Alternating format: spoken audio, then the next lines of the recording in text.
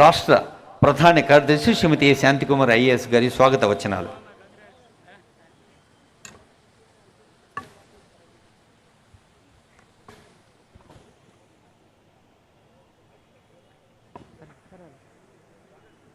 ప్రజల ఆకాంక్షలు ప్రతిఫలిస్తూ దేశంలో 29వ రాష్ట్రంగా ఏర్పడిన తెలంగాణ రాష్ట్ర హృదయ స్పందన చిహ్నంగా తెలంగాణ తల్లిని విగ్రహ రూపంలో ఆవిష్కరించుకుంటున్న నేటి సంబరానికి విచ్చేసిన గౌరవనీయులు ముఖ్యమంత్రి వర్యులు శ్రీ రేవంత్ రెడ్డి గారు, గౌరవనీయులు ఉప ముఖ్యమంత్రి వర్యులు శ్రీ బట్టి విక్రమార్క గారు, గౌరవ శాసన మండలి చైర్మన్ గారు, గౌరవ శాసన సభాపతి గారు, గౌరవ vice chairman state planning board, ప్రభుత్వ సలహాదారులు, పార్లమెంట్ సభ్యులు, శాసన మండలి మరియు శాసనసభ సభ్యులు, ప్రజాప్రతినిధులు, నా తోటి అధికారులు, మీడియా మిత్రులు, లక్షలాదిగా తరలి వచ్చిన తెలంగాణ తల్లులు, మీ అందరికీ నా నమస్కారం.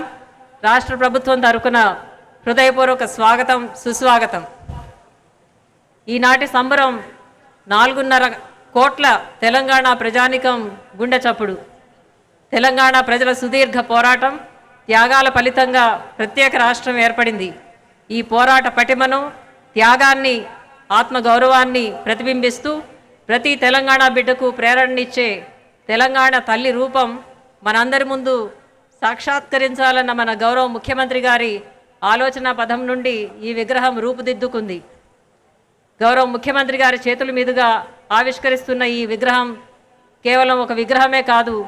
మహాకవి దాశరథి గారు అన్నట్లు, ఎవరు కాకతి, ఎవరు రుద్రమ, ఎవరు రాయలు, ఎవరు సింగన, అంతా నేనే, అన్నీ నేనే, అలుగు నేనే, పులుగు నేనే, వెలుగు నేనే, తెలుగు నేనే అని తెలంగాణ పౌరుషాన్ని, మాతృత్వపు మమకారాన్ని